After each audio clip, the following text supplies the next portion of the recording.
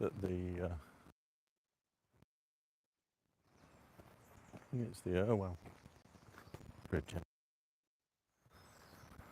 Yeah, just having a chat there in Bury. I've been into the centre of Bury and then met my dad, had a coffee, and then got chatting to these young girls who were sat next to us, and one of them was doing a marketing masters, and we got onto the topic of why marketing is really good and that kind of thing, and she kind of recognised that it was a set of skills to develop, but was it a dog? Not necessarily to stay in that as a career, but to use it as a set of skills to develop, which is what you should do when you're young. You should get much experience, as many skills as you can that you can leverage later on in life. Because one of the things that I was talking about is I came from a design background, and if you just acquire those skills to go into a job and have a career, that's fine, but you will find a limit to it. It's non-scalable. That's the one thing that I found when I was in design. I was only ever going to get the going rate for the hours that I put in, which is kind of fixed in a way, and I wanted a bit more than that. So really, if you think about leveraging success, how do you leverage those skills that you learn earlier on? Well, you've got to make the jump at some point, and I've done a few videos on this, like how long you should stay in your job and stuff. And I think you should be making the jump if you can. You know, if you do just want a solid career, there's nothing wrong with that, but you've got to make sure that it's the one that you want. And in that video where I did how long you should stay in your job, I gave kind of 4 steps to move from being in your first job as an employed position to eventually having some kind of scalable business. The first step was to, do what you can. If you're gonna develop skills and you know you're gonna start a business, you might as well go and work for all the big companies, you know, these big corporates. Honestly, I did that. Oh, what's going on here? And it's fucking boring. Oh, well, it's not boring, it's quite exciting, but the corporate world is not one to stay in, if you're like me. Eventually, you want to get out of it and move into the business world, and that first step might be to be a self-employed contractor. So develop skills, about 5 years, go and work for some big companies, and it's not about what you get paid, it's about what skills you can develop, and you want to become the best, and then go and be a self-employed contractor, and then from there build a team around you in terms of what you do. So then you become a business owner, but you're leveraging time for money there, people's time. You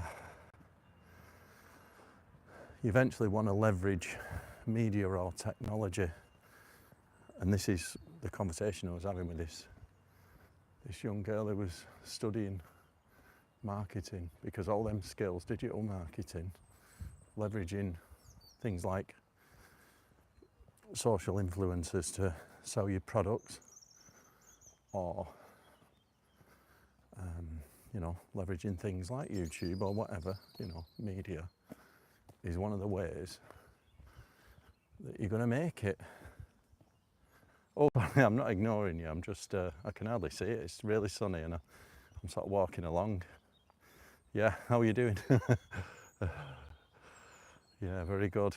Just walking home actually, up this hill now. So just been in the town to meet my dad, had a coffee.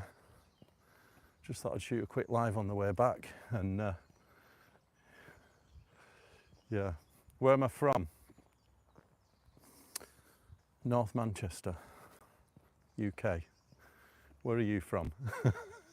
Anyway, as I was saying, the idea of learning their marketing skills, I would say, is, you know, you might need to go and work for a big marketing agency for a bit to get some skills. But then, India, all right, cool.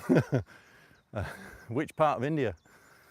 But then you want to eventually put them, use it. I did a video, I think it was last week, 7 mental models for success, and I put on there sales and marketing, and one of them core skills that you should learn no matter what business you go into or career or whatever you do in your life, whatever your mission is, you need that sales and marketing as a core skill. So it's worth learning. So go and check out that video. It's called the 7 mental models for success. But the other thing on leveraging your wins is once you get a win, once you jump to the next level, you ought to be leveraging that. All the skills you make, all the skills you've attained, all the contacts you've attained, resources, money, whatever. So an example is like how I've managed to use my main business to create the new business by reusing the knowledge that I had about marketing and sales and creating websites, SEO optimizing them, search engine optimization, understanding the sales process, how to leverage your existing connections and all sorts of things, and also all resources and team, because I already had people who were helping me with marketing. So it gets easier. That first one is really difficult because when you've got nothing, you've got to start from the bottom. You've got complete scarcity, so you've got to hack it out, and it's almost like your first business. You've got to do it the hard way and take that pain, and then eventually, once you get some success with that, might take you a few failed attempts.